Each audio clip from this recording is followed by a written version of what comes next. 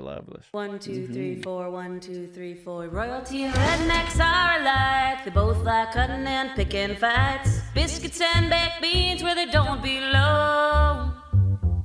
Sit on down with Corey and Trae and learn some fancy shit today. We'll laugh a little even when they're wrong. They'll take you to a magical place where if you call someone a cut, nobody cares. They keep it debonair at putting on airs, putting on airs, putting on airs, putting on airs.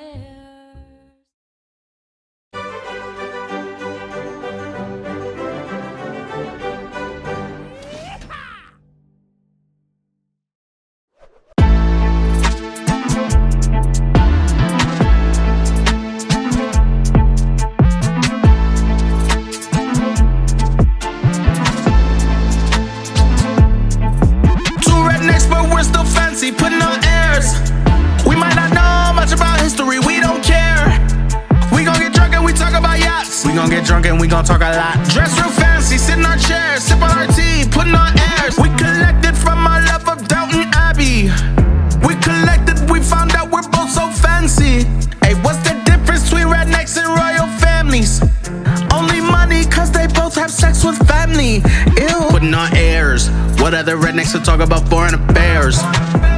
Laughing so hard that we end up falling out our chairs. Sir Trae, Sir Corey, oh what a pair. High class topics with a redneck flair, oh yeah. Two rednecks but we're still fancy, putting on airs. We might not know much about history, we don't care. We gon' get drunk and we talk about yachts. We gon' get drunk and we gon' talk a lot. Dress real fancy, sit in our chairs, sip on our tea, putting on airs. Two rednecks but we're still fancy, putting on airs. We might not know much about history, we don't care.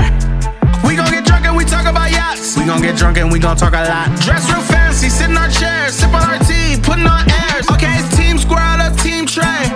Oh yeah, we keeping it basic. He thinks that the squirrels at Corey's mom's house are racist. And you know squirrels live in the same place for generations. So Trae, you better count your days and you better count your blessings. Cause all the squirrels that you ran over, that you think are nameless, faceless, their families are getting together and plotting on you from the attic and basement. So even though Corey is dumb, fat, and bald, he knows how to avoid drama, don't get squirrels involved. Two rednecks but we're still fancy, putting on airs. We might not know much about history, we don't care. We gon' get drunk and we talk about yachts. We gon' get drunk and we gon' talk a lot. Dress real fancy, sit in our chairs, sip on our tea, putting on airs. Two rednecks but we're still fancy, putting on airs. We might not know much about history, we don't care. We gon' get drunk and we talk about yachts. We gon' get drunk and we gon' talk a lot. Dress real fancy, sit in our chairs, sip on our tea, putting on airs.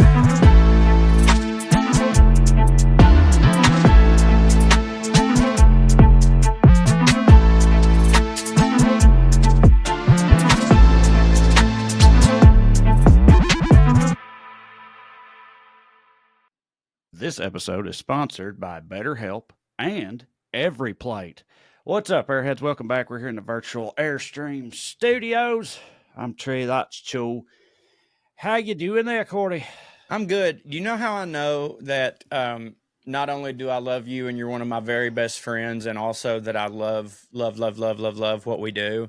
I find myself having to physically restrain myself and bite my lip or like grab my leg to not try to talk to you while we're doing our ad reads. Like I forget that we're doing ad reads and you'll say something and I want to continue the conversation. I'm like, oh, right. We're doing a read right now. I can't. Yeah. Like you'll be talking about like honey butter chicken or something. And I'll just be like, oh shit, the other night. And I'm like, oh, right. We're doing an ad read right now. Just how much I love talking to you, buddy. Yeah, I feel like we used to do that early on. We were first getting used to reads and stuff. Yeah, Read would take like 10 minutes because we'd turn it into like a conversation. But no more.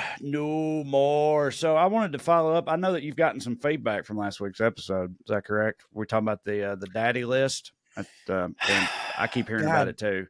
Katie talked to some of her friends about it, and I got some additional input on that front. But I understand you've gotten some, like I said, listener responses, reactions, reviews. What have the people been saying, Corey? You've been dying for me to talk about this, haven't you? Yes. Yeah, I have. I've gotten some feedback. I put out a clip of me talking about Amber's daddy list, and I was stupid for this. I was stupid for this. I put the caption. I said, "Y'all got to help me out. What celebrity out there do I kind of look like?" And I'll be honest with you, I was fishing a little bit, and I'm so used to. And this is maybe because I know that we've got obviously cross listenership. Like there's people that listen to Putting on Airs that also listen to Well Read. I know there's plenty of people that listen to Well Read that haven't followed us over to Putting on Airs. And I'm not stupid enough to think that we've got people that listen to Putting on Airs that don't listen to Well Read. On Well Read, I've gotten used to a certain amount of people come to my defense because I'm shat on a lot on Well Read, and I've grown accustomed to that. People are they're sweet to me, and I feel they feel like they have to be because Yep. I'm a little teddy bear and I'm getting shat on a lot. And I think when I posted that, I was sort of subconsciously expecting people to sort of come to my defense, and I really underestimated the airheads, and honestly, it hit for me because I did not get that treatment. I got fucking no Vaseline whatsoever. The first one, which is not so bad, said, "You look like that dude, the chubby one, what was in 22 Jump Street with Channing Tatum, Jonah Hill." And I assume they do not mean in his more fit days, probably in his super bad days. And then possibly the worst one, I got, "You look like Ron Howard's brother." Yeah, and but was that some kind of probably because we think that was like a callback or Yeah. something? Because not all that long ago, you talked about Clint Howard, right? And because you said something pretty gnarly about him. I can't remember what it was, but as self-deprecating as I am, I do not in any way like. And dude, all respect to Clint Howard, but like, good Lord, you know what I mean? Yeah. I've been thinking at multiple points since then. It'll pop into my head. I just really got to give it up once again. Give a shout out to Mrs. Cho, Amber, once again, because like, fucking the fact that she came up, she pulled Will Sasso like immediately, like in the moment, like didn't have to think about it another, just immediately, because it's like, again, I don't think, because I tried to do that, and who did I say? I said Michael Chiklis. Right. Which, thank you, by the way. Yeah, but I'm saying, he's like a sort, jack, sort of good looking bald. He's like a hitting bald. But he's very, very bald. And now you've ruined it. Thank you. Yeah. But I was like trying to do that, but like I just don't. Which I don't think cute. I don't think there's a better alt. I don't think there's a better like line, a better choice there than Will Sasso, which is super, super funny to me. But Katie asked some of her friends. Least famous person she knows, by the way. I know. Well, that too. The fact that, like, because dude, Katie don't know who Josh Brolin is. Like the fact that fucking Amber knows who Will Sasso is like, it's almost like that's the reason she knows who Will Sasso is. Do you know what I mean? It's almost like this has been pointed out to her before, because like, Amber's not familiar with Mad TV or the Will Sasso oeuvre, as it were. It's almost like a couple of times one of her friends at school has been like, "Hey, who's that fat guy that played Kenny Rogers them times? That's who your husband looks like." Yeah. I mean, that would make it funnier for sure to find out that was the case. Katie asked some of her friends this question, and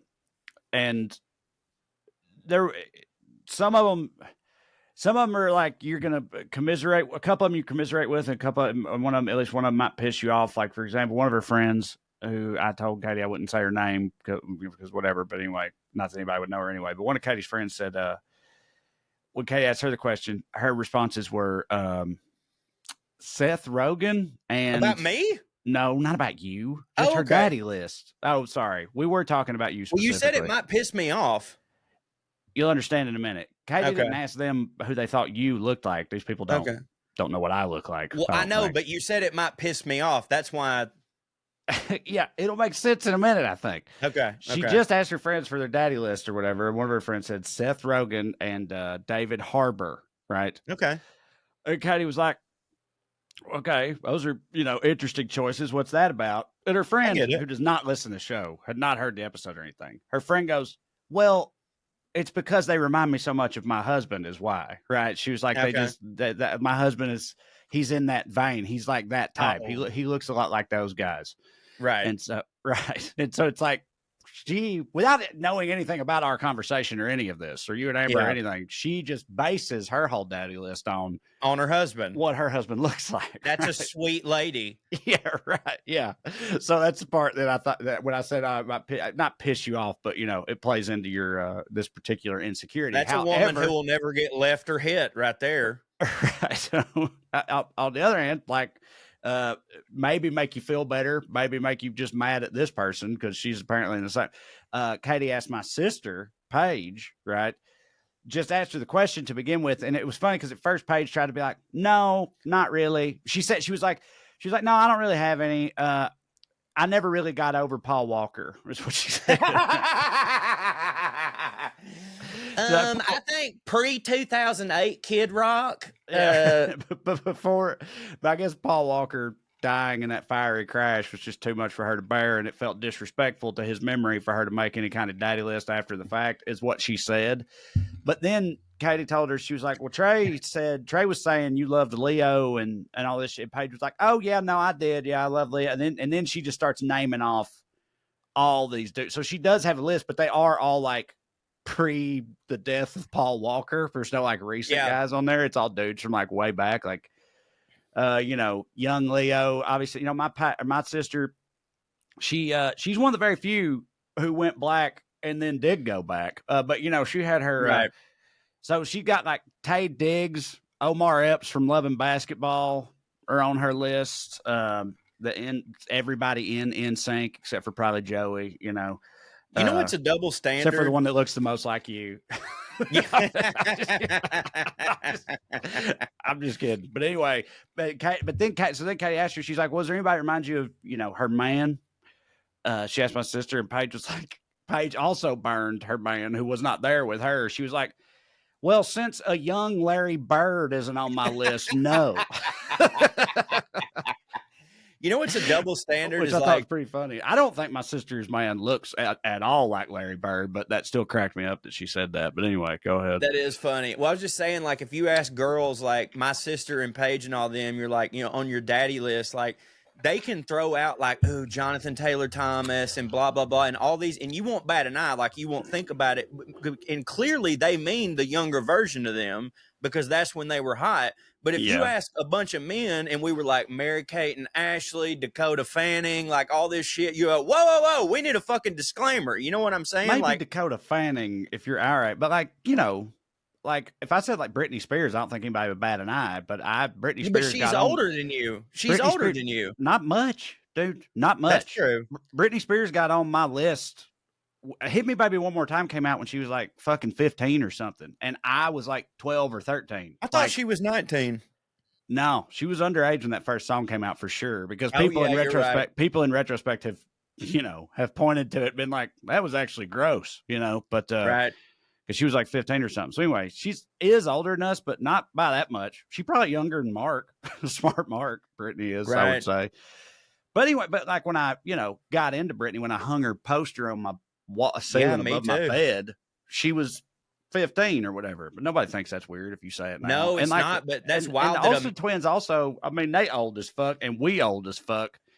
I think if you said like, I don't even have a name I can pull. Like if this was 15 years ago and you said Ariana Grande or something, like when she was still on the Disney Channel, like now, currently. Like obviously people would be like, well, that's gross. But I think if you name teens from like fucking dude, Mandy Moore and Hillary Duff and all them, they were all like teenagers and shit, but so were we. So no, I know. It's just like anybody would think anything about it. You've got to police your memories, though. You know what I mean? You got to police your memories because your memory one day becomes a crime, and you're like, oh fuck, you got to AIDS with me. I told Katie when we were at her mom's house over Christmas. Her mom's got this picture of Katie in her cheerleader outfit on the got to throw that shit away on the refrigerator. And I told Katie immediately when I had this thought, but I did have this thought. I opened the refrigerator and I was like, God damn, look at her looking good. And then I was like, oh God, she's like 14 right there. It's fucking, yeah. And it's my wife I'm talking about, but it's a picture of her when she's 14. So it's real weird. And I told Katie and she just laughed at it. But same thing when we go to Amber's, when we go to her house for Iowa, like, or you know what I mean? Like she's got the pictures or something. I'm just like, what? Like, oh baby, look at you. And I'm like, oh fuck, she's in high school. You know what I mean? It's weird. Also, people are going to clip this out and it's not going to be good. I'm about to make it worse. Because I remember I've thought before about how we were like teenagers at the dawn of like internet porn, right? Like the fucking Wild West. And it didn't hit back then. It wasn't nothing like now where you just pull up fucking gaping buttholes on your phone any day or night. Like, it was harder back then. And it was like still pictures that loaded line by line, or maybe a super grainy video that was this big in just the middle of the screen. Just real lo-fi shit. But I wonder if at the time we were in, it wasn't even Google yet. What was it? Fucking Ask Jeeves, Yahoo and shit like that. Like, yeah, whatever we were using to search for stuff. Vista search. Yeah, all that. I wonder if we were like typing in things like 14-year-olds, naked, whatever, because we were 14. But I'm saying that was really playing with fucking fire. You know what I'm saying? For sure. Like and I wonder how often that type of thing happens now. You'd think it would happen because it's probably going to happen to me in a couple of years. My son's on the verge of puberty and whatnot. How do you keep that from happening? Right, because I was doing it in my middle school computer teacher's class. They don't know it wasn't him. You know right. what I mean? Yeah. It's weird to think about. Well, we need to shift. They did all say, we do need to shift. The last thing my story's long as fuck. Katie's friends, their other reaction to that question was that they were all across the board, not leveling any judgment here, just saying what they said. They all were across the board like, well, I don't call it a daddy list, but if you just mean like, celebrities that are hot or whatever, I think every single one of these women, has a child. Of course, Amber got a child too now. Yeah. I don't know. I know the daddy thing is very common, but are you saying that Amber, like they look at Amber as immature for having a daddy list? Because I'm not saying. Okay, I'm just saying. But she would admit it. All of them blanched at the verbiage daddy list. All of them were kind of like, I don't know about calling it that. That seems kind of weird. No, that's fine though. Amber is unashamedly who she is. Like she acknowledges that like this is a stupid thing. That's the thing I love about Amber the most. Like Amber has monogrammed Yeti cups that say DG4L on them, which means dirty girl for life. And she has a tattoo on her ass that says DG4L, dirty girl for life. She's unabashedly that person. Like has anyone ever pointed out to her that it is highly likely? Can you see the tattoo? Like if she's at the beach in a bikini, can you see the tattoo? No. Okay. Does she carry the cup around? Yeah. Like on the beach or something? Not that it matters or that she cares, but is that some Hitler stuff? No, not even at all. Not even a little bit. But DG4L, I'd say it's highly likely, especially blonde white woman like her on a beach drinking out of that a lot of people have assumed that is the sorority Delta Gamma is what I would, because you said DG, that's the first thing that popped into my head. Because Paige was a DG, my ex-girlfriend was a DG. That's what they all called themselves, was DGs. Honestly, it would hit for her because she'd probably well, a lot of people have very strong feelings about that. Right? She would Forrest Gump her way into a party. You know what I mean? Yeah, she probably accidentally knows their handshake. You know what I'm saying? But like, if Amber. It's kind of like some people that super don't hit for it. I didn't know she was good. One of those she would love that too. She'd no. I mean Greek life sorority. I meant that I thought Amber might be like, oh fuck, that sucks. No, she wouldn't, because some people really don't like that. She don't, but she wouldn't. It would be funny to her to think that she didn't hit for them. Do you know what I mean? Like Amber.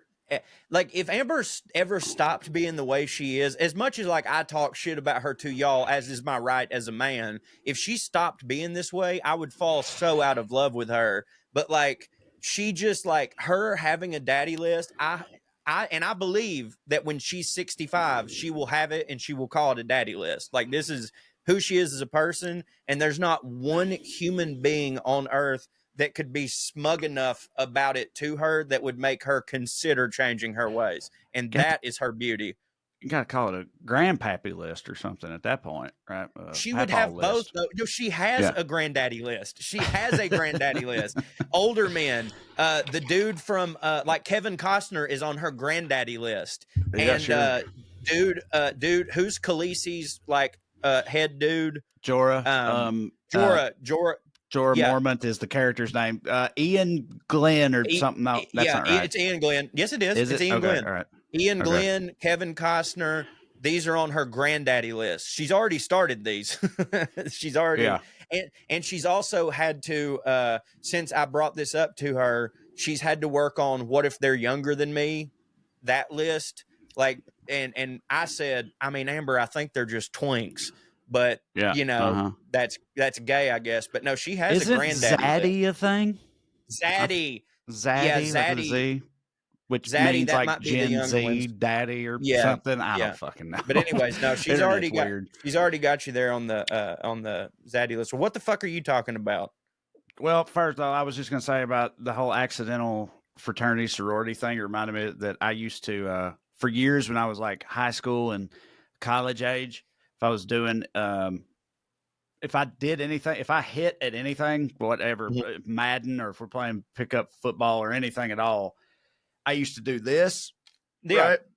This. Steve McNair. Because Steve McNair did that. I thought it was Steve McNair. And, Steve McNair, fucking childhood hero of mine. So I would do this shit in celebration. Alcorn. And I always thought that was just like a Steve McNair thing. Me too. Like Ray Lewis's fucking dance he did and the Dirty Bird, whatever. A lot of them have that. They got their signature moves and shit. Right. And I just thought that's what it was. And I didn't find out until like years later. We all did this. Right, but that's a famous black fraternity thing that he was in. He was in that Phi Beta. Yeah, something like that. It's not the Alpha one. It's the other one. I think it's the ones that get brands. You ever seen that? They brand themselves, which is wild as hell. They brand an Omega on them. Or at least that's what they did at my school. But anyway, yeah, and so like Omega Phi. I'm sure he was like, sure that hit for him. Fucking having white dorks in Tennessee doing it, I'm sure he didn't mind, but it made me sort of cringe at myself in retrospect. Because anytime like it would hit for him, yeah, it might not hit for the rest of them though. Why people do it's like us talking in that Jamaican accent. Do you know what I mean? Yeah, like, no, they often don't appreciate that sort of thing. I hear you, but like I think it's okay. I think it's different when you're a kid. You know what I mean? Like when the adults, like if we were running around do it now, maybe it's shitty, but like, I think there's something that hits about it when it's a kid and you're just paying homage to Steve McNair. You know what I mean? I mean, I could be fucking wrong, but like, I don't know, man. That's fucking just cool as shit. Yeah. It always did hit. But it's Omega. Omega's, he's an Omega. Right. So anyway, all right. So what am I talking about today? I don't know if you saw. I didn't watch any of it, but I just know that people have been talking about. I guess Tracy Chapman emerged from hiding and went on the Grammys to play Fast Car with Luke Combs. Where you at on the Luke Combs cover of Fast Car, by the way? Oh, I mean, I thought it was great, and I mean, if you want me to save my full opinion for when we start talking about it, I will, because I have strong. Start talking about what? You were talking about the cover of Tracy Chapman, and we have started. We are currently talking about it. Oh, okay. I thought you said later. I thought I heard the word later. I don't think I said later. Well, all right, here we go. I will share. I don't mean the live opinion. one from the other night. If in the event you watch that, I'm talking about just Luke Combs's version. Okay, the single version. I thought it. I enjoy it. Me too. I enjoy it. I enjoy it a lot. I think Luke Combs. Listen. I mean, we could spend an entire episode talking on the current state of country music, but we don't have enough time, and I don't have enough give a shit. Whatever, But I think that as far as the current state of country music is going, I think Luke Combs is sort of in the right direction. I enjoy a lot of the stuff that he does. I have some friends in the industry, and he seems like a good seed, and has a tremendous voice. I really like that cover. And furthermore, let me state this on covers in general, and we'll use his cover as the example. I'm a fan of anytime a great song from a great artist gets covered, no matter how good the cover is. And here's why. If you like the song and you like the artist that is being covered, you should want that song to be covered by as many people as possible. Here's why. That means that artist that you like, cha-ching, they got paid, right? Tracy Chapman now gets shown to a way bigger audience, all right? That song obviously was a mega hit when it came out. It was a mega hit, transcended all sorts of genres, but it was a big 90s hit. And I mean, don't get me wrong, it stuck around. Like, it's a timeless song, but there's a lot of, Gen Zers that maybe have only heard that song in the background of television shows, who millions and millions of new people were exposed to that song for the first time. She got a big paycheck. She got a resurgence in her career, right? So it's a good thing. And also, he did it justice. It's really good. Like, I'm a fan. Right. Go ahead. Well, but what do you think about, I agree. This came up in the thread a while back because I found out about this because Obama put out his list of these. This is what songs hit for me right now. He's always putting out lists like that. These are the things that hit for me. I knew he did that when he was president, but he kept doing it, which hits for me. Yeah, that's on my list of things that hit for me. People. Obama's list of things that hit for him. Anyway, he put out his things that hit for me list, and Mark shared it, and he was like, "Oh man, Luke Combs' management is having a fucking hissy fit over this because he put Luke Combs' fast car on his list." Mark's joke was like, Luke Combs is a country artist. There's no way he wants to hit for Obama because it'll run his fans off or whatever. Mark was just fucking around. So he said that. I was like, I just saw the name Fast Car. Obviously, I'm very, very familiar with that original song, but I didn't know for sure if it was a cover, an original, or what. So I went and checked it out. And as soon as it came on, I was like, oh shit, this is a cover of that song. All right. And I listened to the whole thing, and I came back in the thread, and I was like, well, I got to tell you, it hit for me. Yep. Mostly because that song just hits so hard. It's amazing. And it's like, I remember Drew and Mark both kind of being like, nah, fuck that. Just listen to the original, which was also Katie's position, by the way, because I played it for the boys one day in the car, and Katie was like, just play the regular one. And I was like, okay. But yeah, right. Anyway, good. I'd like to listen to this good song twice too. Sure. But I just don't like, I don't like modern country at all either. I never, ever listened to Luke Combs, but I do like his cover of that song. But I think it's mostly just because he's just a talented musician who is good playing an awesome song. He has a great voice.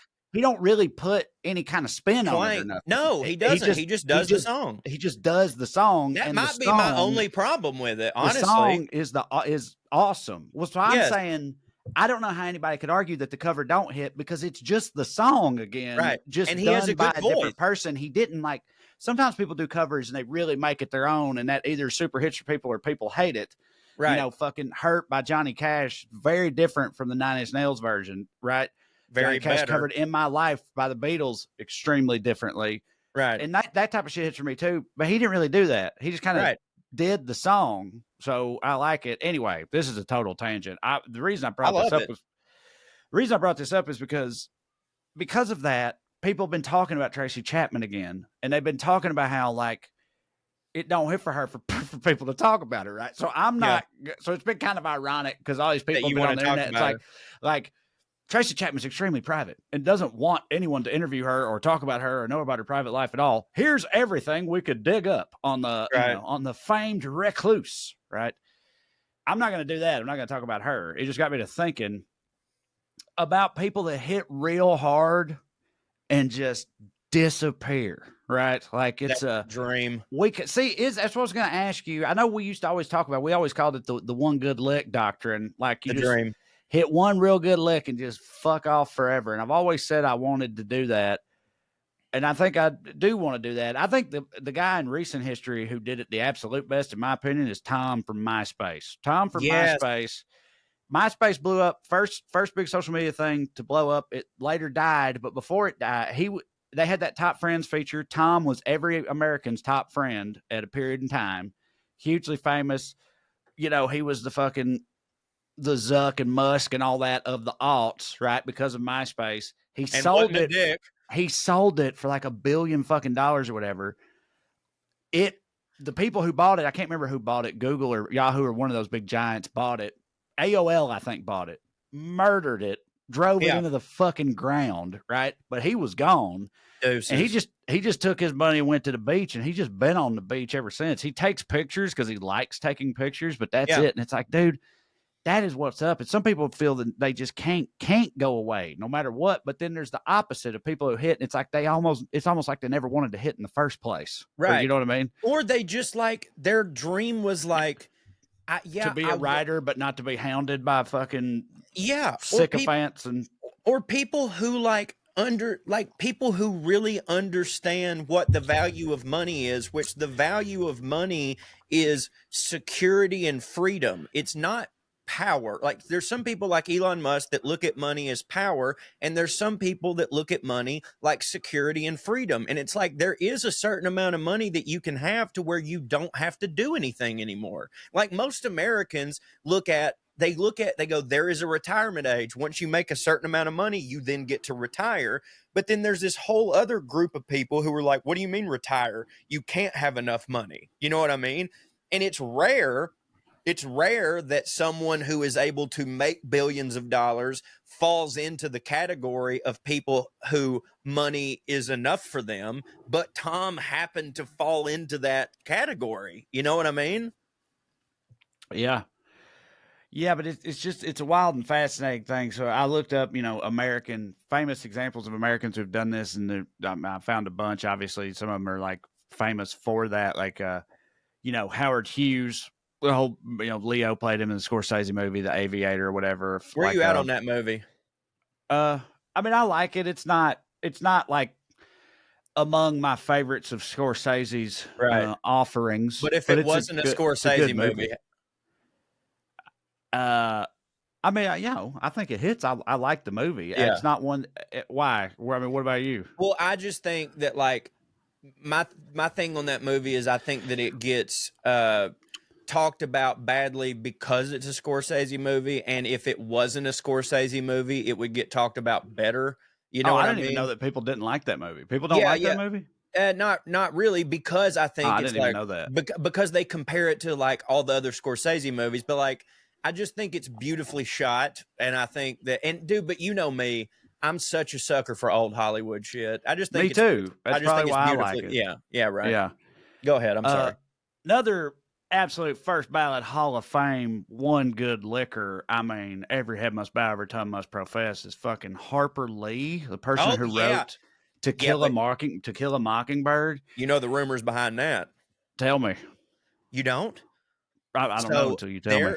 There is a great many people who suggest that the reason that Harper Lee only wrote the one book and then years later writes the other one, but it's not really that good. Well, there's two theories that one of them that Truman Capote wrote it. That Truman Capote really wrote most of her stuff.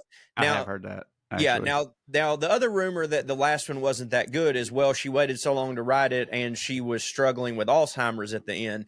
But there's a lot of rumors that like, when she writes the first one, she's hanging out with Capote a lot, and he like unofficially kind of ghost wrote it for her. And she maybe started a bunch of drafts on another thing, but never really had it. And frankly, she didn't really have to. So why would she? But like, what's crazy about it is people go, well, if you write that, why do you ever have to write another one again? But dude, how this business is. You don't always write because you have to. You know what I mean? Like, I can't imagine writing that and then going, I'm never going to write again. Yeah, I mean, it's, she may have been tortured by it. Like, it may, like, I'll never hit again. I could see it going. I could see it going either way in a situation like that. It's like you come out the gate, hit as hard as anybody's ever hit, objectively, win all the highest awards and prizes and everything. Could not be a bigger, more resounding success. And you're scared. Timely as a motherfucker, right? and that thrusts you into the spotlight. And this is part of the official narrative. She goes around these press junkets, all this stuff, and it super did not hit for her, reportedly. Right. All that like publicity stuff and being in the limelight and shit, she didn't like it.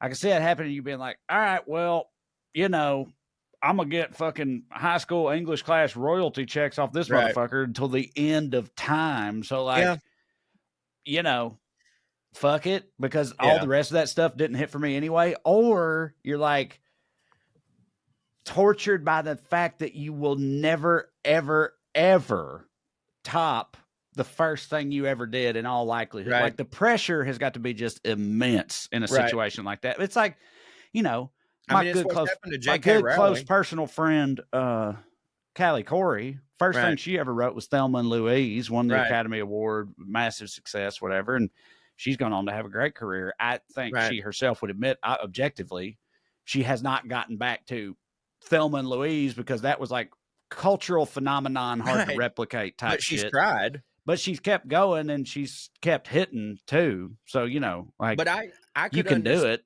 obviously. I can understand both. I can totally understand both. Having never done either, it's easy for me to say. You know what I mean? But like, there's part of me, like in my one good lick doctrine, it's never like, in my dream, it's never do something that hits so hard that you get residual checks your whole life so you never have to do anything again. In my dream, it's never, and I never do anything again. It's that I never have to do anything again. So I don't spend my entire life going to meetings and doing all this stuff. I just do everything on spec. You know what I mean?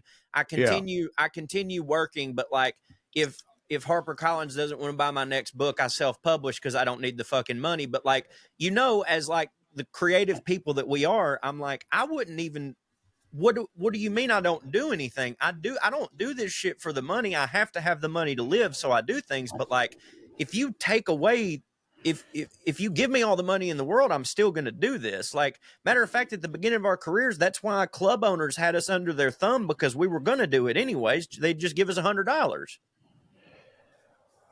Yeah. You say do this. What do you mean? Just be creative in some capacity? If I had to scratch your itch. If someone gave me a blank check and was like, you will never have to work again in your life, all your money is taken care of, I would make short films. Every year I would put out a short film, and every year I would write a short story, and I would do I would still do this podcast, obviously. It's just that we would have a studio. I would build a studio out there, and I'd fly out to do half the episodes there, and I'd build a studio here, and you'd fly out here. You know what I mean? Like, I would still do all this. It's just that we wouldn't have to worry about selling ads. You don't get what I'm saying? Like, I wouldn't change anything. I just wouldn't worry anymore. Yeah, for sure. No, I know. I think that I don't know. Sometimes I think like, yeah, I would definitely keep doing shit just because I want to. But then other times I'm like, I don't know. I might be able to just not do shit for a while. I would take bigger millions and millions of dollars in the bank. I would take bigger vacations. But Trae, listen, buddy, I know you say that, and yeah, there might be a couple years that you didn't do anything. But I know you're incapable. You love to write. Like when me and you are hanging out drunk, it's all you talk about is I got this idea for this. Like I've never once heard you pitch me something when you pitch me something, you never once said, I think this would get bought for $5 million. It was, I think this is a great fucking idea. You know what I mean? Because you were excited because it was funny. If you had all the money in the world, you would spend it on a fucking 4K IMAX camera so that your shit would get shot. We would just have fun. Yeah, very possibly. But yeah, I could see it about that. It is an interesting thought that Truman Capote, because her and Truman were besties or whatever. And he obviously. Yeah, she was his beard probably for a while. You know, he kept going. Like he hit repeatedly for a while, or she just had the one thing. The story on the To Kill a Mockingbird manuscript is that she turned it in and it was in nightmarish shape, but that they saw that there was something there. And reportedly they went back and forth with her for like a year or two, I think, like multiple different revisions, hammering it into shape, basically. But also it's one of those just like time and place type things. Like To Kill a Mockingbird, given the subject matter, it came out in like 1961 or 62. Like 10 years later, it wouldn't have been as you know what I mean? Like the perfect, and she's from Alabama. Just like, it was just like, that was a real stars aligning type of moment. Y'all, I want to talk to you about our friends at Every Plate. $1 means something again. You got $1, get $1 steak for life. Simply add a 10-ounce ranch steak to your weekly order for just $1 per box while your subscription is active. I don't know about y'all, but I used to think that having a subscription meal kit used to mean it was more money, but that is not the case. Rather, now that's raising the stakes for dinner, baby. Look to budget your food expenses this February. Save big and eat great with America's best value meal kit. Their meals are cheaper than your average fast casual meal, so ditch the takeout to save money while still enjoying fresh, satisfying meals. They're the easiest way to eat affordably. You can count on Every Plate to make meal times easier without compromising on quality. Every Plate recipes include only the highest quality ingredients, including sustainably sourced seafood that meets the Monterey Bay Aquarium seafood rankings. Oh, you know it's good, baby. You know what I'm saying? Make the sustainable choice too this February. Every Plate offsets 100% of their delivery emissions, and their meals have 31% lower carbon footprint on average than supermarket meals of the same portion. Plus, nearly all packaging materials are curbside recyclable in most areas in the U.S. Trae, you are a huge Every Plate devotee. Am I wrong here? Oh, no, not wrong at all. Have been for quite some time now. I mean, like, I'm talking 7-8 years, and I'm not exaggerating. I've been on board, get it every single week.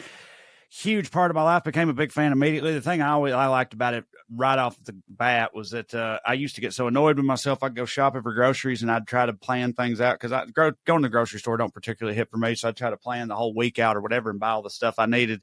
Invariably, some of that stuff would end up going bad and I'd have to throw it away. And it was happening all the time. And I hate wasting food. It was driving me crazy. And then as soon as I got into this Every Plate thing, that was the first thing I noticed is that's not a problem anymore because they do all that measuring for you and you ain't even got to worry about it. Also, the planning I mentioned, you ain't got to do that either. It makes your life easier while still giving you an opportunity to chop it up in the kitchen and feel all fancy and chefified and stuff, which is something that I enjoy. Also, all their offerings are just really good. They got this creamy dill chicken. It is a first ballot Hall of Fame option as far as I'm concerned. And yeah, I preach from the mountaintop of Every Plate to anybody that, I talk to in life about food and cooking or any of that stuff. I'm a big, big fan, and I think you will be too if you give it a shot. So here's what you can do. You can get your meals starting at just $1.49 plus $1 steaks for life by going to everyplate.com/podcast and then entering the code 49POA. Subscription must be active to qualify and redeem $1 steak. Again, you get started with Every Plate starting at just $1.49 per meal and $1 steaks for life by going to everyplate.com/podcast and then entering the code 49POA. Subscription must be active to qualify and redeem the $1 steak. Check it out. Check out Every Plate. I think you'll like it, and we appreciate them sponsoring the podcast, y'all. That is a up to $110 value. How hard does that hit? Ew. Yeah. Another guy, Bobby Fischer. Yeah. Bobby Chess Fischer, boy.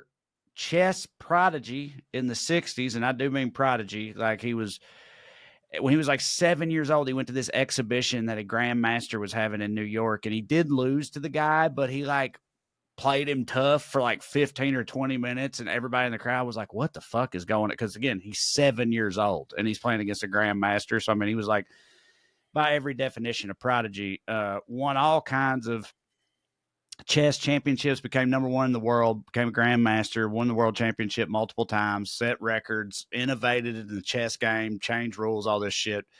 Bobby Fischer, just a chess phenom. And talking about the timing thing, this was at like the height of the Cold War, okay? Right. And Russia fucking dominates at chess historically. Why do you think that is?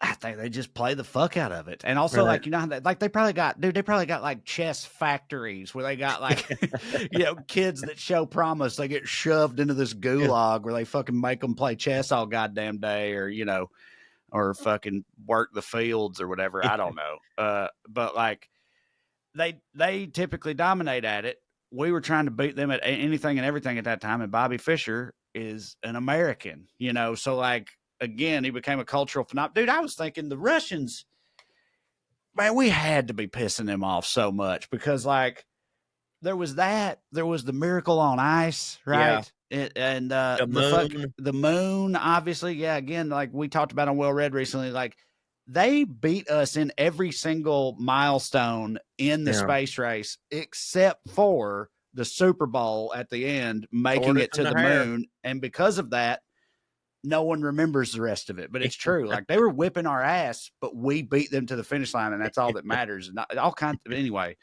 I just think it's fascinating. Like we were really rocking shit during the Cold War. I feel like we should do a whole special on the moon. Moon does hit. Moon does hit. Moon hits. Oh, look at that. Moon does hit. Yeah. Anyway, Bobby Fischer. So he did all that. And then he just kind of fucked off forever, right? How he made all the money in the chess? Well, so first of all, I didn't know this, but again, chess, because in other places like in Russia, it's huge and whatnot. If you're at like the world championship level, they got good prize purses for those. People are paying to see this, like a lot of money. Yeah, you ain't never watched the Queen's Gambit? It's a fictional show, but want to start it because I love Anna Taylor-Joy, and it's a good show. It's one of the most thumbs up shows, and I've heard it's really good. It is good, but yeah, it's about this era of chess. But again, it's fictionalized. But anyway, because in reality, women don't hit at it. That's not what I mean, right? Yeah, of course. No, but it weirdly they're not. This is a whole can of worms, obviously, but they do separate women and men in the chess world. For one thing, they just always did. But like lately, people have been like, okay, look, you can say what you want about physical athletics, right? Trae, like, their brains are different. You don't have to. I'm saying people are like, yeah, if you're talking about track, swimming, wrestling, whatever, of course, you have to separate men and women. It would be crazy not to. But do we really need to separate them in chess, right? Like this is antiquated and sexist. It has nothing to do with fit. It's just it's brain stuff, whatever. Silly. And people point this out, and then here's the can of worms. And other people point out, okay, but women pretty much exclusively get dominated by men at chess, though. Like statistically, you know, it's like it's like they do play each other sometimes, and it don't go well for them. So, like apparently most women chess players have like campaigned in recent years to keep it segregated because they're they're like, this is the way that I keep hitting at it, you know. Right. So anyway, I don't know, but anyway, I'm not drawing any conclusions from that. I'm just reporting the news here. That's what I heard. But anyway, what are you going to do? He went up against this guy, Boris Spassky, right? This Russian. Of course it was a Russian, right? He became his like arch rival and everything. And he became the champion. He was a champion multiple times over. And then in 75, he became the champion in 72, stayed the champion for 3+ years. 75, he refused to defend his title, because I don't know if you know about Bobby Fischer, but he was a bit of a weirdo. He had all these he had all these demands about the like parameters of the match or whatever, which of course are not up to him. They're up to the governing body or whatnot. But he was like, no, we're going to do it this way. And they're like, we can't do it that way, Bobby. Wait. And he's like, well, then I'm not going to do it. And he just didn't do it. He just walked away. He didn't defend his title. So he vacated his title in 75 and then like fucked off and basically vanished into the shadows for like a long time after that, damn near 20 years. In 92, he reemerged to do an exhibition rematch against Boris Spassky, his old rival, which he did win. And that match had the biggest purse in the history of chess, $5 million purse for the winner of that match, Joe. That's what I was saying earlier. Well, $5 million purse total. The winner gets 3.5, I think. So even the loser gets $1.5 million. Yeah. Explain to me what you mean by he didn't like the parameters of the match. Are there different types of chess? No, I mean, I don't know. It's just what it just says he could not reach an agreement with the FIDE, the governing body, over the conditions of the match. I didn't know if it was just like, oh no, I wanted to play bingo bongo, but he's trying to play skins. You know what I mean? Yeah. So he fucked off for a while and he came back and did that and then fucked off again, basically. Along the way, he wrote a book about chess, which is regarded as essential reading if you're into I bet that chess. sold a shit ton. Yeah. It's like in the chess world, it's like one of their Bibles. And evidently. TV appearances, and he probably sold his story for like movies and stuff. Right. But he was gone for most of the time. Then at some point in the 80s, when he was missing, this other chess grandmaster apparently came forward and was like, hey, Bobby Fischer's been living with me and we've been playing chess. And this dude, I don't remember, I can't find it now, but the other chess grandmaster, I mean, this guy hit real hard at chess too. He was like, he was currently playing. Fischer had been in hiding, but now him and this dude were hanging out and fucking playing chess or whatever. And he said that he'd literally never beaten him and didn't think he ever would, and said that it seemed like Fischer wasn't even trying, and that like Bobby was of the opinion that no one was worthy of playing him in chess on the planet anymore. And that's part of why he left. And this other grandmaster was like, and as far as I'm concerned, that seems to be the truth. So, God damn. you know, anyway, he would emerge every now and then for some one-off like that, or arguably his real love, his true passion in life, to rant and rave about how much he don't like the Jews. That was my God. a big thing. And it's particularly ironic considering Bobby Fischer was a Jew, but I he was just about didn't, to say he didn't, he never claimed it or admitted it, but I mean, he was, Judaism passes through the mother, right? You're considered a Jew if your mother is a Jew. That's how it works. Well, his mother was the full-blooded Jewish daughter of two Polish Jewish immigrants. His mama was a full Jew. There's controversy over his dad. The guy that's listed as his dad, who was never around, is not Jewish. But years later, these investigative reporters came out and, like, the whole like Prince Harry type thing. Yeah. People like found that it's highly suspected that his real father was this other dude who was Jewish, which would mean like he's just straight up 100% Jewish. Bobby Fischer. I personally never met. Hated Jews, dog. Hated. I personally them. never Denied the met Holocaust. a Jew. Said they ran the world. All that shit. I've personally never met a Jew that didn't hate themselves, so that checks. But I guess that's true. Yeah. But and it's weird because like now that I think about it, I never like heard anybody say that Bobby Fischer was Jewish, but like I always assumed he was Jewish for some reason. I have no idea. Like, I don't know, being a chess master seems like a Jewish thing to me for some reason. Yeah. So I was not expecting you to say that he was a raging anti-Semite. Raging anti-Semite. Do you think that me and you are considered like the Southern equivalents of anti-Semites to some people? BPP told us that Bobby Fischer refused to play the then standard best of 24 games. That's what it was. He didn't want it. That's the parameters he had a problem with. Thank you, BPP. Okay. What do you mean? Like we are like Jewish anti-Semites? No. I'm saying because people assume that because of certain beliefs, we are anti-Southern or whatever, that we're like right. So like a Jewish anti-Semite. Yeah. Like yeah. Yeah, self-hating rednecks or whatever. Yeah. Yeah, bro. But my Twitter bio and Instagram bio stuff says comedian and renowned blood trader. Yeah. Right, because like, yeah, totally people think that. Yeah. So I guess it's, it's like it's a thing, So I think, and I would argue there's some pretty major differences, but just hating all the Jews versus hating like Klan members, you don't think, even if you're from the South, and you're like, Klan don't hit for me, that's the same as being like, I'm Jewish, but fuck the Jews. I don't think that's the same. I don't really see much of a difference. Anyways, go ahead. All right. Last one. I'll throw it over to you. I mean, there's a million more of these, but the last one I wanted to reference is Betty Page. Do you know Betty? It's funny. Yeah, I know Betty Page. Betty Page, the pinup queen of the 50s. Yeah. What's so wild Cheesecake. You know where she's from? Starkville, Mississippi. Nashville, Tennessee. Same thing. And but it's funny, I never ever thought of her everybody I feel like knew at least at some point was aware who Betty Page was. Pin-up Yeah. darling from the 50s or whatever. Got painted on a bunch of rockets and shit and fucking stuff like that. But I never thought of her as being Southern at all. So I found out she was from Nashville. I was like, oh shit, all right. But her full name was Betty Mae Page, which is like Nice. They should have stuck with that. Southern as hell. Yeah. So anyway, I also didn't realize, I knew she was a pinup queen, but she was like doing bondage shit in the 50s. She was doing You what know now? that? Bondage shit? What?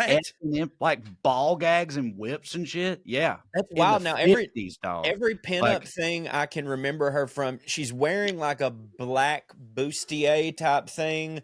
And I Yeah. remember possibly like leather cuffs and stuff like that, where like it She also does. did jungle lady stuff, like leopard Yeah. print shit.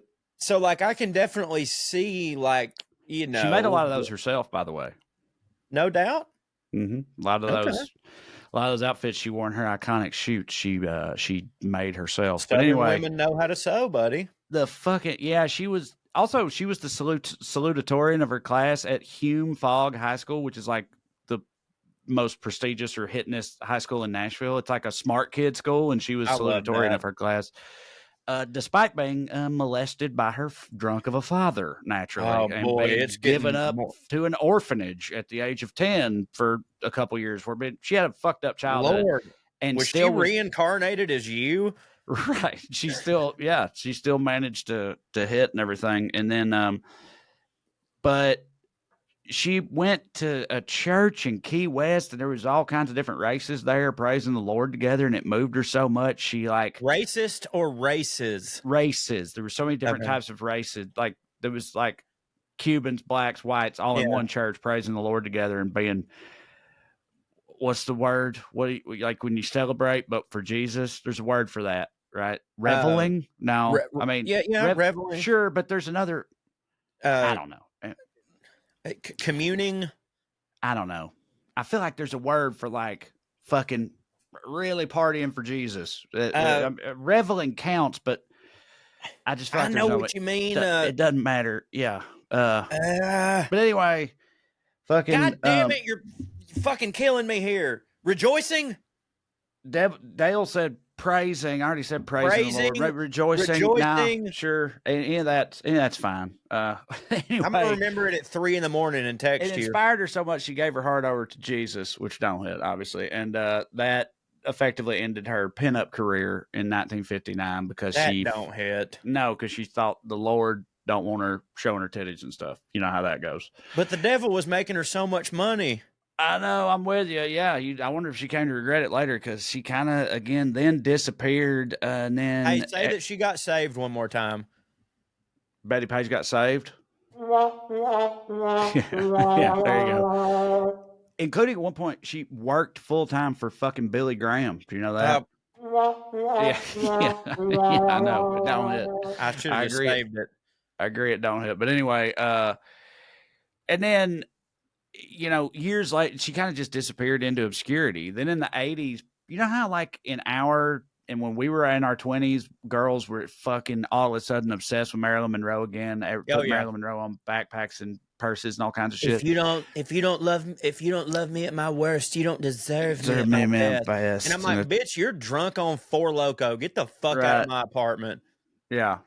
Yeah, that's such an insane thing to say or believe. I've always thought that. But anyway, apparently that happened with Betty Page in the 80s, which obviously a little before my time, I didn't realize that. But that same thing happened with Betty Page in the 80s. She had a resurgence, like without her even participating, which led to people being like, what the fuck ever happened to her? So they go and like look her up, and like she got old and sort of not hidden and refused to be photographed, and but also was crazy and kept stabbing people. And she held her husband and stepchildren at knife point once threatening to murder them if they didn't praise the Lord.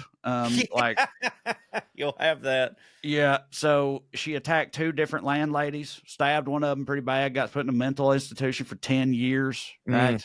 Got out and pretty much died. The Lifestyles of the Rich and Famous reached out to her in its heyday in 1993. And when they did, she said, she was like, oh, I don't know why you're talking to me. I'm penniless and infamous, right? Which is pretty much how she died, which don't hit. So yeah, she found the Lord and went crazy all at the same time, and kind of just should have stuck with the devil. You know, I was going to cover lifestyles of the rich and the famous this week, and then I balked on it. Robin Leach, lifestyles of the rich and the famous. I know for sure that's come up on this show before, but I don't think we've.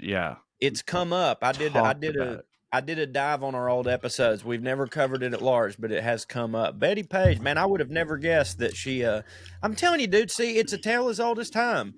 You hit, and then you give your life to the Lord, and it goes bad. That's exactly what happened to Mace, 90s rapper Mace. It is. Harlem World came out, and Harlem World came out, and it's like, this dude is the next big thing in the rap world. I was a huge fan, and he found the Lord and immediately fell off, never returned. Yeah, it sure did. Don't hit. All right, what do you got?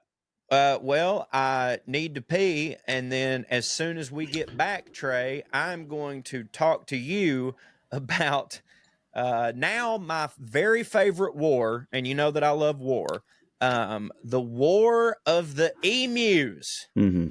Right after this. Oh, yeah. Okay, let's do it, mate. This show is sponsored by BetterHelp.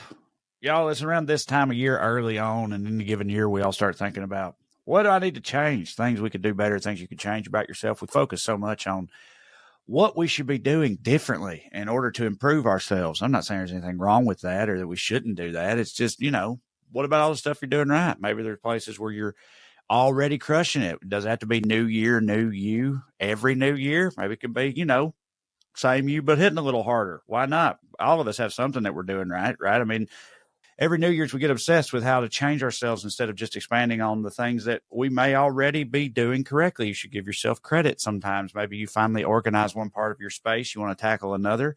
Maybe you're taking your supplements every morning. Now you want to actually eat a healthy breakfast too. Therapy can help you figure all this out, help you find your strengths so you can ditch the extreme resolutions and just make changes that really stick and add up for your lifestyle. Therapy, very powerful tool, Cho. It's a very powerful tool, and I'm a huge vocal proponent of it. I've benefited huge, and BetterHelp was the tool that I used even before, we started using them. It just makes sense for me, especially during the pandemic when you couldn't go anywhere. It made sense, but also because I don't like to go anywhere. It was great for me to be like, I don't have to make an appointment and go see a person. I can do it behind my computer. That is great. And here's the thing, guys. You hear it all the time. Suck it up. Just smile or whatever. Look, if your arm was hurting, would you trust yourself to just make your arm feel better? Well, why would you think that you could do that with your brain that is way more complicated than your arm? It is totally okay to need some help with your brain, whether that be medication or just therapy. I benefit from both, and there's no shame in that. So if you're thinking of starting therapy, give BetterHelp a try. It's entirely online, designed to be convenient, flexible, and suited to your schedule. Just fill out a brief questionnaire and get matched with a licensed therapist and switch therapists anytime for no additional charge. Celebrate the progress you've already made. Visit BetterHelp.com/POA today to get 10% off your first month. That's BetterHelp, HELP.com/POA. BetterHelp.com/POA to get 10% off your first month. Do it for your brain, for you, and heck, for your loved ones. Skew.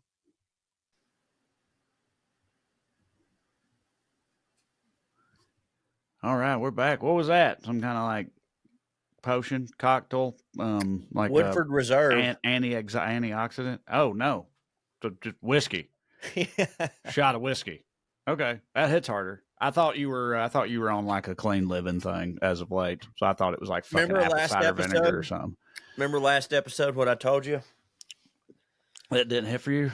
Yeah. Well, I told you that I had been sober for like a month and a half, and I wanted to do the opposite of when people have been drinking for a long time and they say they need to dry out. I said I needed to wet up, and yeah. So I'm doing that. All right, well, that hits. Let's talk about these big-ass birds then. Yeah, that's what it is. Australia. Talking about these Australian motherfuckers, it just got me in the mood to drink. Yeah, so that makes sense. This is a delightful tale, Trae. So basically, do you know anything about the War of Emus? You always like to start off by telling me stuff that you know. It comes up a lot in as a reference on like Reddit and shit as a way for people to make fun of Australians because I don't know the details of it at all. No, I just know that Australia somehow famously fought a war against emus and lost. So that's really all I know about it. But I do think that's funny. I've definitely read about it at various points because like it comes up and I'm like, what's that about again? And but I just forget. Yeah, so as you know, the British government, as they're wont to do, colonized Australia. Yeah, with their trash, right? They threw all their Yeah, trash down there, drunks and convicts and stuff, drunks, convicts, you know, debtors. woman beaters, debtors, all that shit. That's the same way Georgia got founded, right? Yes, it's the exact same. Yeah, we are the Georgia is the Australians of America. So it's funny because adjacent to Georgia, you know, I always think of Australia as being like the Florida of Oceania. They got a lot of Florida tendencies. They're kind of beach bummy and insane and fucked up and do wild shit. And if and you they're think funny. about like our accents, like if you take the Florida or you take the Australian accent right here, and then you just sort of slow it down a little bit, then you get up towards Alabama. You know what I mean? Like it's not really mate. that far. Might be onto something there. Yeah, Anyway, right. I mean, yeah. I'm just So saying. yeah, they made Australia. After World War One, the government purchased 90,000 hectares of land. I refuse to look up how much that is. It's a bunch. It's a bunch, right? And to pay back the Australians it's pretty much one Australia's worth, ain't it? Yeah, I would say. Yeah. Okay. Yeah. Yeah. Right. Yeah. They bought the whole thing. Yeah. So to pay back the Australians for fighting in the war, they were going to divvy it up between all the soldiers so that they could farm it, right? So 20,000 government assisted farms were going to spring up out of this deal. And by the way, in the outback. In the outback, yeah. So I didn't know they could grow anything out there. Well, that's what they came to find out, right? Right. Yeah.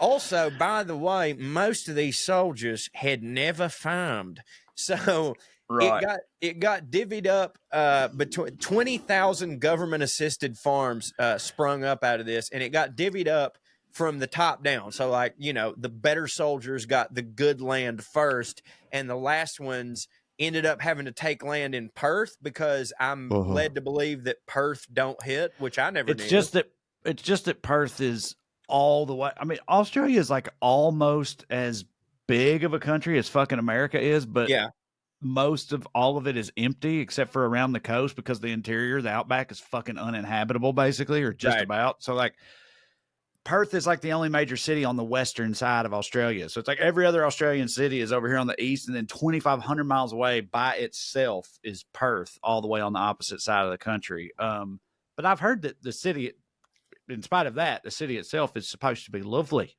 That's what I've heard. Yeah. That's what I've heard. So anyways, the government was like, all right, here's what we're going to do. Thank you for the war. All y'all did. Appreciate that.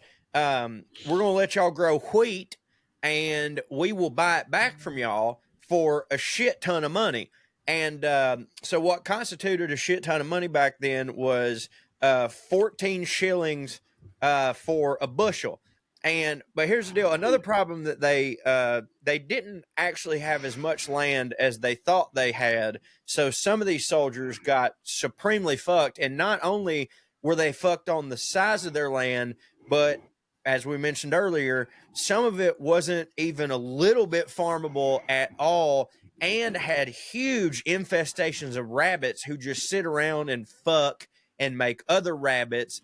And there were other such vermin, which we'll get to in a little bit as they are the subject of this segment. And on top of all that, the government was like, oh, wow, sorry about this problem, mate. But about that whole 14 shillings a bushel, that's a bit steep, as we've come to find out. They ended up offering them about 4 pence a bushel, which is like way less than 14 shillings.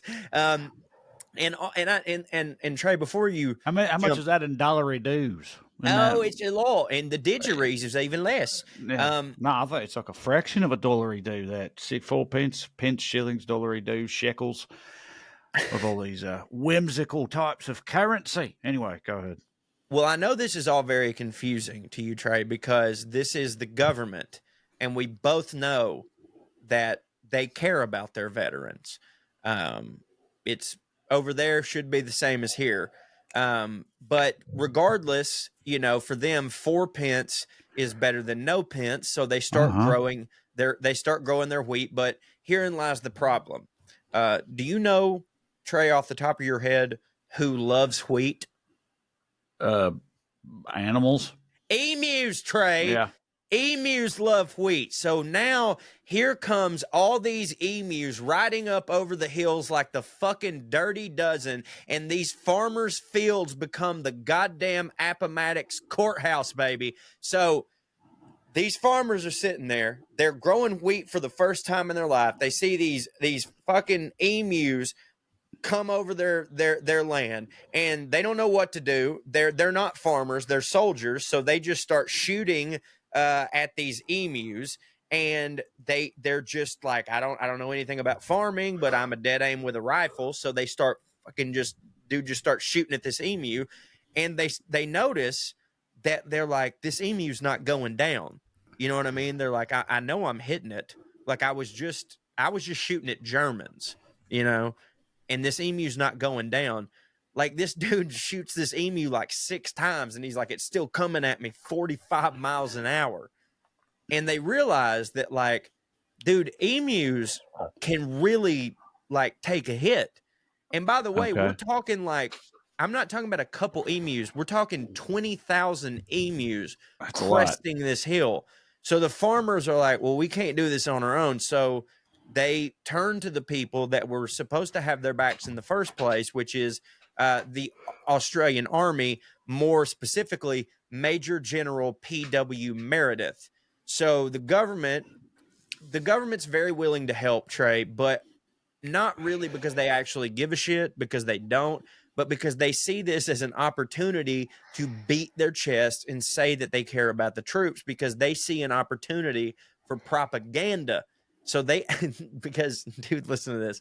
They go, yeah, we'll help you. The first thing they asked for was, can you send some machine guns? So they send machine guns out there. Not only do they send machine guns, they send out a fucking Fox movie tone news cameraman, because they're like, we're going to capture all of this on film, because they wanted all of this to go to the local news stations so that everybody could see that the Australian government was going to be on the scene to help out their veterans. Thoughts so far? Sounds like a good idea to me. I'm gathering from your tone it didn't quite go that way, but yeah, I like where their heads are at. No, sir, it does not. Anyways, what's happening so far is that, I'll catch everybody up. The government will not pay the veterans the amount of money that they require for the wheat, but they will pay to send a camera crew out to film people shooting emus in the head. That's where we're at right now. However, the government has to tell these veterans who are on these farms that they're going to send an army out there and a camera crew out there and machine guns out there to help them blow these emus to smithereens. But the veteran farmers are going to have to provide all of the ammunition and all of the food and the lodging for the soldiers. And they're like, well, fuck, okay, I guess we're going to have to do that. So the press gets a hold of this, and it's already being made fun of in town, and it's been dubbed the Great Emu War. So when the soldiers arrive there, there's 3 of them, by the way. There's 3 soldiers who were dedicated to this with, General MP Sherman. There's a storm gathering, like it's cloudy, there's thunder and stuff, which that makes the emus like really erratic. All 20,000 of these emus are just like fucking like scattering all over the place. They spot a huge flock of these emus under some brush.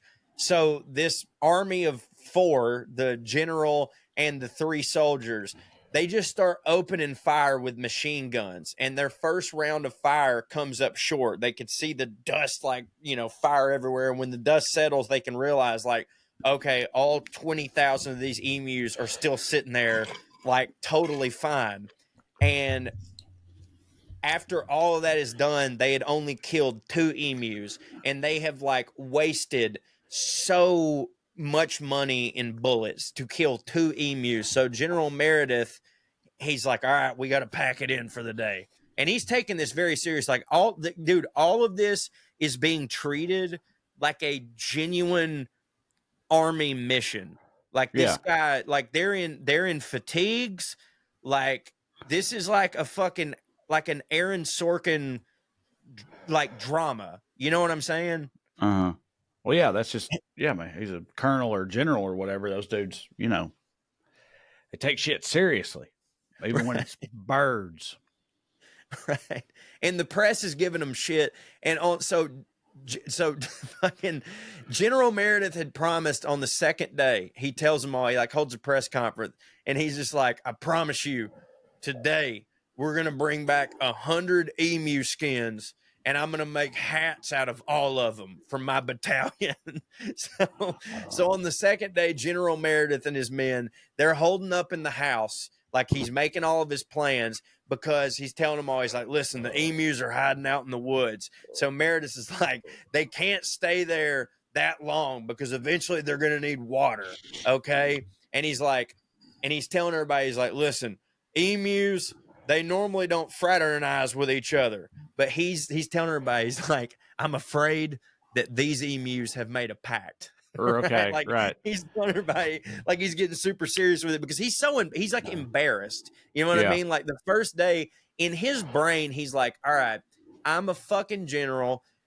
I'm going to go through here with these machine guns, and I'm going to tear through these emus, because he's not, like, in my mind, I'm like, he doesn't necessarily believe these farmers that they're like, dude, I swear to God, like, I shot this emu in the chest 6 times and it didn't die. He's like, I'll get the fuck out of here. I'm going to go through there. I'm going to tear him up.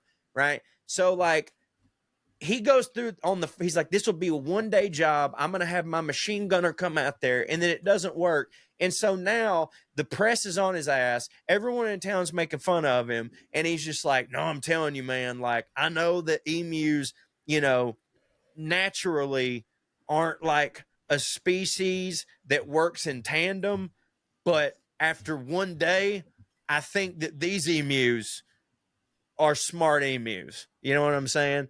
Okay. And so he was right in the fact that they couldn't stay in the woods long. And the next day, they did all come running out. Like, they all come running out of the woods because they need water or whatever. So he immediately runs up and mans his machine gun, right? And he's got one of those machine guns like you see in, like, you know, 1917 or whatever, that's got the chain that runs through all the shit. And he gets up on it, and he's like, all right, this is your, you know, today's the day, motherfucker. And he gets up there, click, click, click, click, click. His fucking machine gun jams, right? Machine gun jams. And the other soldiers, he's got 2 guys with him. They start firing their rifles, like, you know, instinctively, which causes the emus to go fucking insane. And they start running through the farmers' crops that they were trying to keep the emus out of, and start fucking destroying them. Like, they start destroying them. Trampling the shit out of everything, I assume.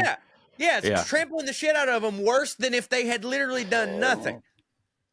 This general guy, talking about how he could just tell by looking at these are evil, bloodthirsty, dangerous emus or whatever. Like, kind of reminds me of that scene in Monty Python and the Holy Grail where the rabbit, you know, it's like the beast of sort of, it's like, is it behind the rabbits? You know, whatever. He's like, that's no ordinary rabbit. Look at the bones. You know, he's got big sharp teeth. Yeah. That's exactly it. And then they run up there, and the rabbit kicks their ass. So, that's exactly it. A very similar situation. So That honestly may have been based on this. Yeah, now that I right. think about Yeah. it, like, because this happened in 1932. Like, it wouldn't Yeah. put it past. I wouldn't put it past Cleese and all those guys to have done this. So General Meredith rethreads his machine gun and is ready to go. But right at that time, the birds had retreated. Like, they had been, like, they saw their opportunity. And, like, I just like to envision them, like, all these birds just, like, running away, smoking a cigar, just going, "It ain't me. It Yeah, ain't me. I ain't no fault in their world." Yeah. So, anyways, the press is running stories about how the emus had outsmarted the Australian army, and it's like super not hitting for this fucking Meredith guy who like really thought that he was going to come in and mow down these fucking emus. So General Meredith is fucking pissed, dude. And he decided, he was like, you know what?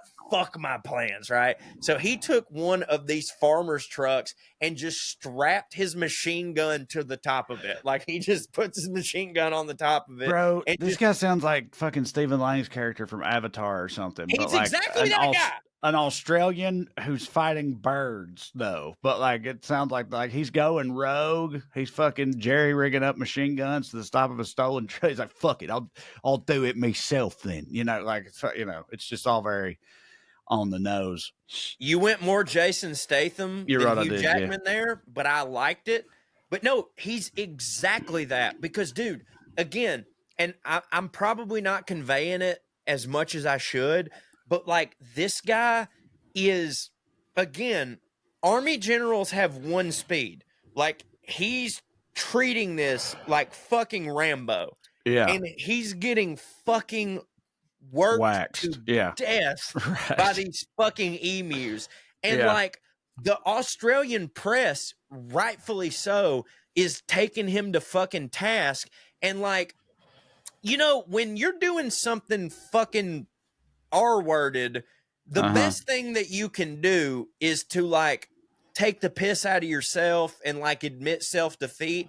But like, when you're an army general, you can't do that. Like, that's not something that you can do. You have to be serious all the time. This is fucking absolutely killing him. And like, it's just fucking murdering me thinking about this fucking dude losing a goddamn war to a bunch of fucking emus.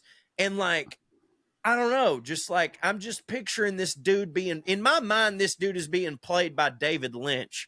You know what I mean? Just fucking cigar, like, it's fucking, I don't know, it's fucking killing me. So anyways, like I said, he's fucking pissed. He scraps the plans.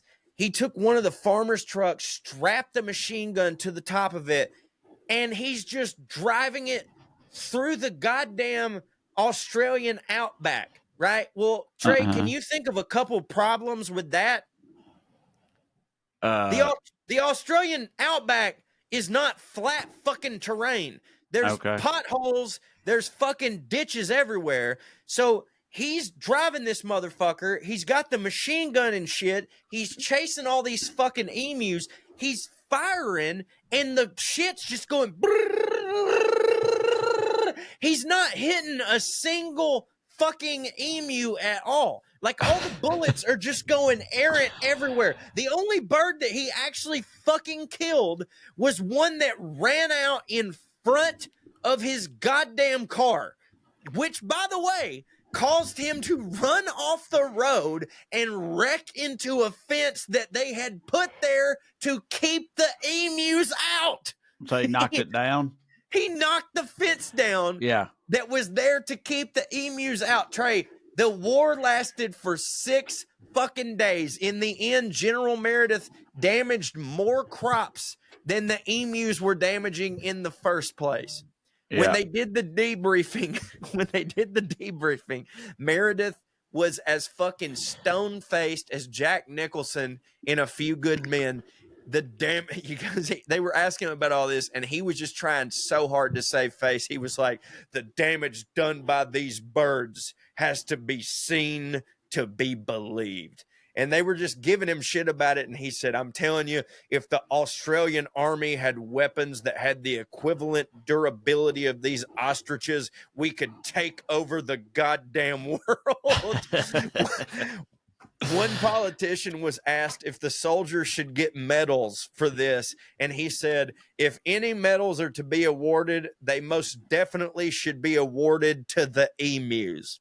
Yeah. And that is how the emus. I mean, that's a pretty good parable or metaphor for like just military intervention anyway. And a lot of time, you know what I mean? Like, it's just kind of like us in Iraq, but it's birds instead of birds, Iraqis, you know, or whatever, or Afghanistan, take your pick, Vietnam, any of them. But yeah, go in there. Like, we'll fix it all. We'll make it all hit, and then just make everything worse and then fuck off. Anyway. But dude, at the end of the day, they killed 200 emus. Yeah, out of 20,000. Right. In 6 days. Yeah. And they had machine guns. Yeah, that's insane. And again, not only did they only kill 200 emus out of 20,000, but they did more damage to the crops than the emus did. Like, yeah. They like, dude, let's put this into perspective. They did better against the Germans. Like, that's crazy, dude. Like, that's insane. And like, and maybe I saw it in my research and just forgot to write it down because I'm a fucking idiot. But like, it cost the taxpayers a lot of money for that to happen. Because like, we're talking like for those 200 emus that they got killed, I think it was at least 6 to 7 bullets an emu that actually hit them, let alone the ones that missed them. You know what I'm saying? Like, it's just military.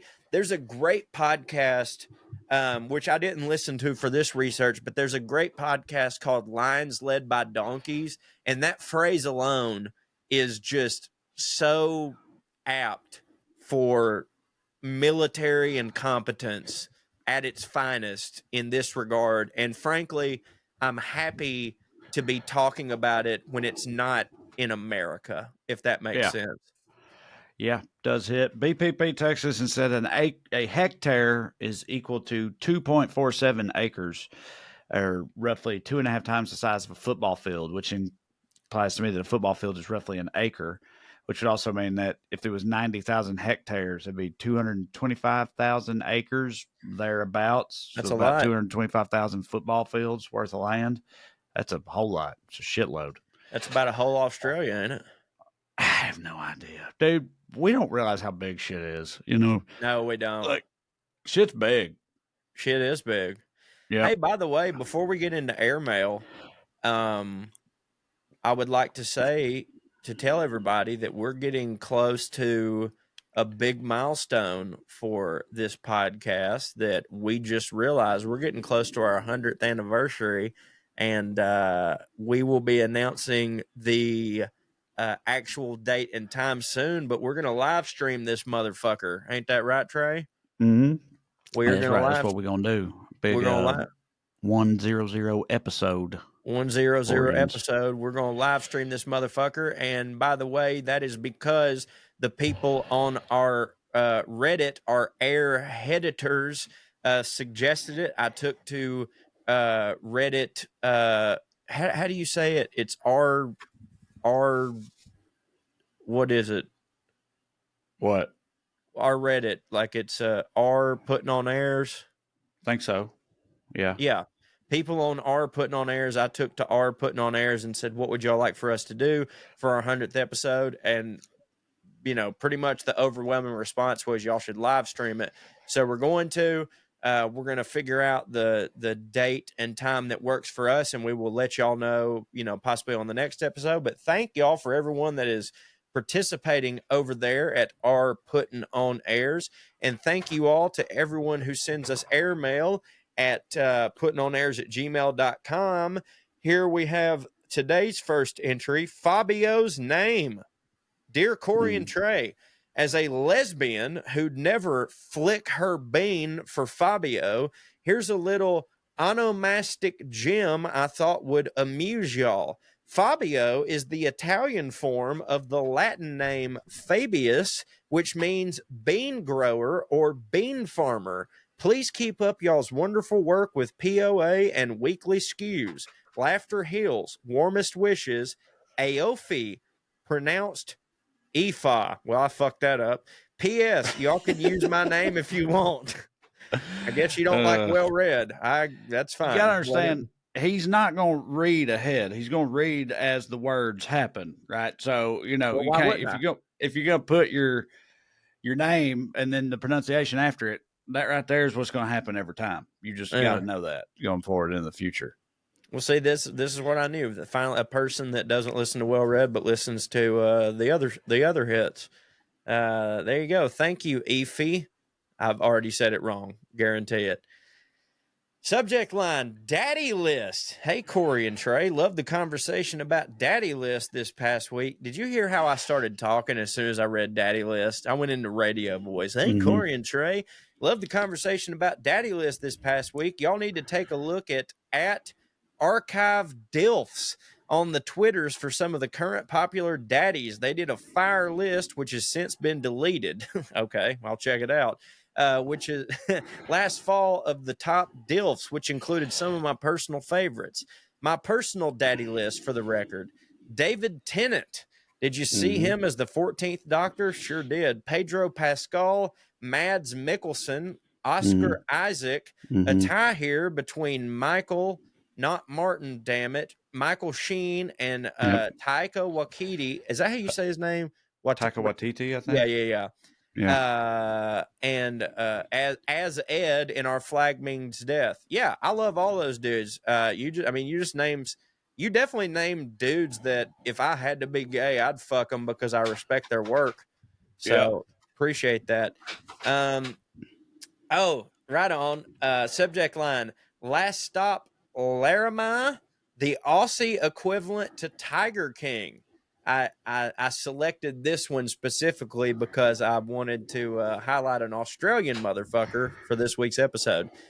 Skew day, mates. Long-time Aussie fan of the extended Skewniverse here. I've been delving back into the past episodes of said Skewniverse and come upon the Tiger by the Tail series, which hit. It got me thinking about the small sample of Aussie trash that rivals Tiger King. Although on a much smaller scale, I suggest you check out the hit Netflix series Last Stop Laramie. Set in a bumfuck town in the middle of nowhere with a population of 9, give or take. Yet this documentary has 9. Yeah, has murder, backstabbing, bitches, a total white trash whore, and a bona fide crocodile king. If it could make a great spin-off segment, and it would be a fucking sick to see you guys' reaction to it. Anyway, love you guys like kangaroo filet mignon. P.S. The Crown Princess of Denmark is a barmaid from Tasmania who the Crown Prince shagged on a trip down under. Look into it. Damn. Have a good one, fellas. That was Ben.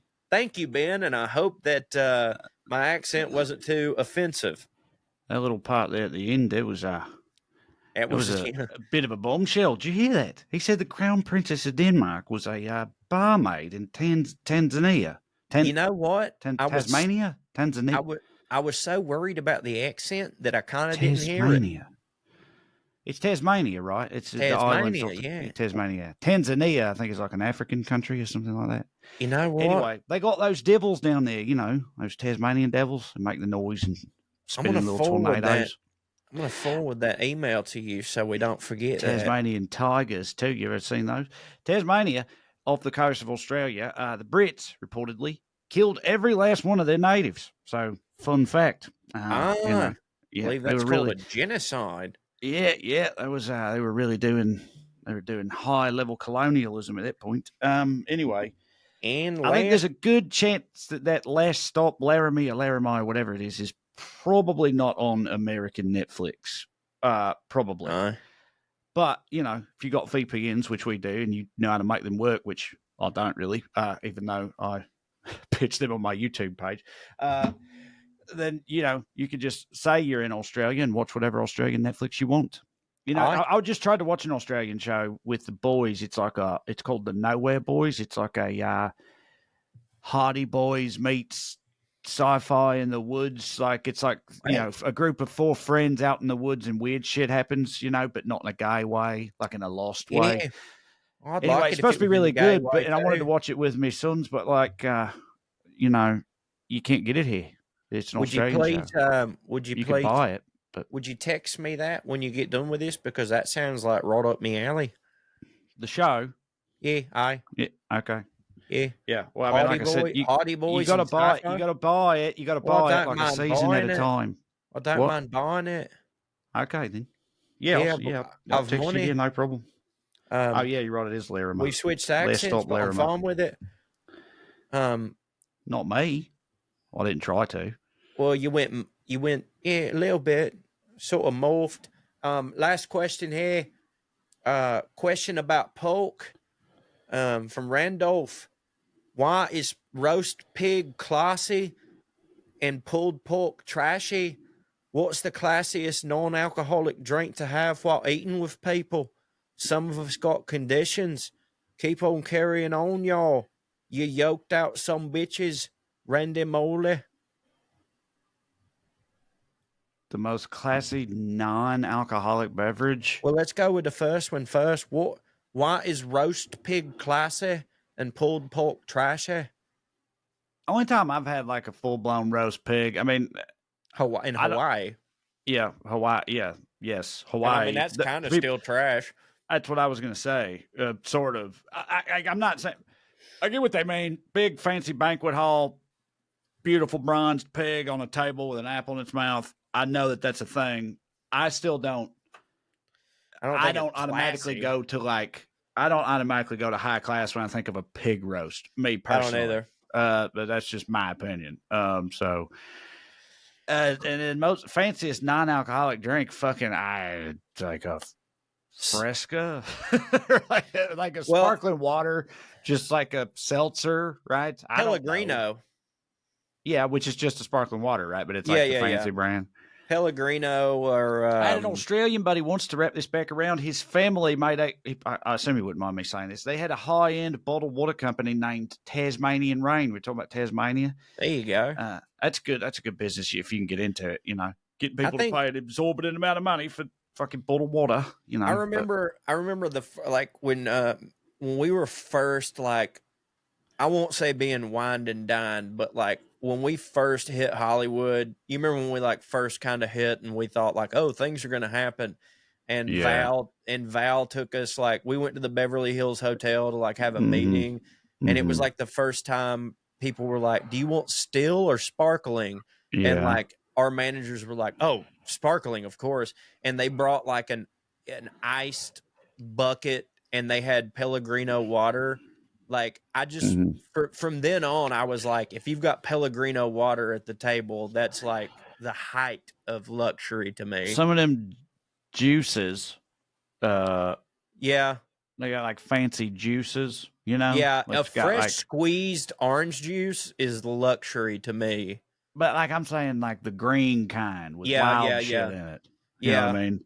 Yeah, fresh green juices. You go to brunch at the Beverly Hills Hotel or something. It's going to be a lot of fucking juices. I don't, but you're operating outside of my wavelength here. But something like that. Anyway, well, come and see me on the road, TraeCrowder.com. See the dates. I'm in St. Louis tonight and tomorrow. If you listen to this when it first comes out, then I got Indy coming up in DC and other places. So come and see me, TraeCrowder.com. Go ahead. Oh yeah.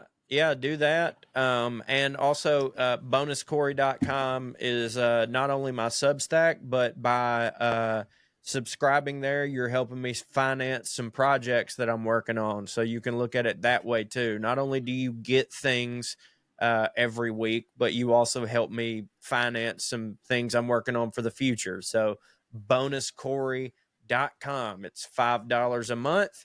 You get cool things and you get cool things in the future. Stay fancy, motherfuckers. How about that? NMLS number 65084, equal housing lender. Woo! As an adult, don't we all miss spring break? Nothing like taking a week off from all your responsibilities. Well, here's the next best thing for adults, a spring break from house payments. SaveWithConrad.com can help you get rid of all your credit card debt just like that. We're routinely helping our listeners save $500, $600, $700, even $800 a month. And you don't need perfect credit or money out of your pocket to do this, but check this out. No house payments for 2 months at SaveWithConrad.com.